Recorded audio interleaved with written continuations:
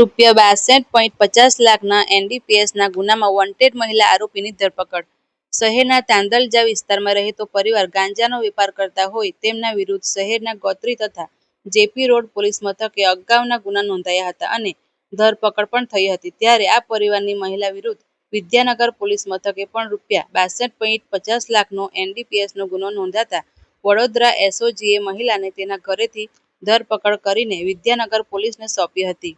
શહેર પોલીસના એસઓજીના PI SD રાતડાની team પેટ્રોલિંગમાં હતી ત્યારે માહિતી મળી હતી કે આણંદ વિદ્યાનગર પોલીસ મથકના એનડીપીએસના કેસમાં વોન્ટેડ જરીના પટેલ હાલમાં તેના તાંદલજા શકીલા પાર્કવાળા મકાનમાં હાજર છે. જે માહિતીના આધારે પોલીસ રેડ કરતા જરીના પટેલ ઘેર મળી આવતા પોલીસે તેની ધરપકડ કરી હતી.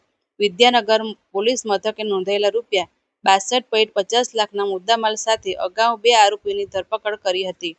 તેમજ આ ગુનામાં પકડાયેલ આરોપી આબિદ મિર્ઝાએ એનડીપીએસના મુદ્દામાલના સપ્લાયર તરીકે જરીના અબ્દુલ પટેલની સંડોવણી હોવાનું જણાવતા જરીના પટેલને વોન્ટેડ જાહેર કરી હતી. ઉલ્લેખનીય છે કે જરીના પટેલ વિરુદ્ધ અગાઉ વડોદરાના ગોત્રી અને જેપી રોડ પોલીસ મથકે એનડીપીએસના ગુના નોંધાઈ ચૂક્યા છે. ઉપરાંત જરીના પટેલના પતિ અને પુત્રની અગાઉ એનડીપીએસના ગુનામાં ધરપકડ કરાઈ હતી.